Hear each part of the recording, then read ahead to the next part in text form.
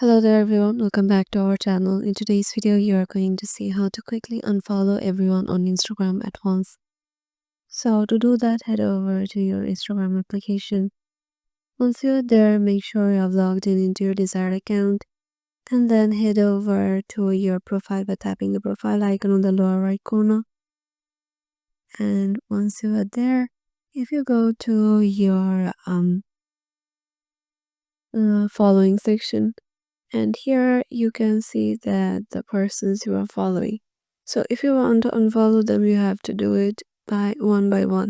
But we want to unfollow everyone at once. So what we will do is head over to the three lines icon on the top right. From here, scroll down. And here you have to go to help. Now go to report a problem. And then go to report problem without tracking. Now go to include and continue. Now just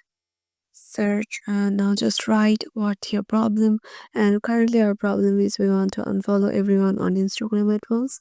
So we have to write in here, and Instagram will probably unfollow everyone at once from their server. So yeah, this is how you can do it. Hope this video will help you out, and we will see you in the next one.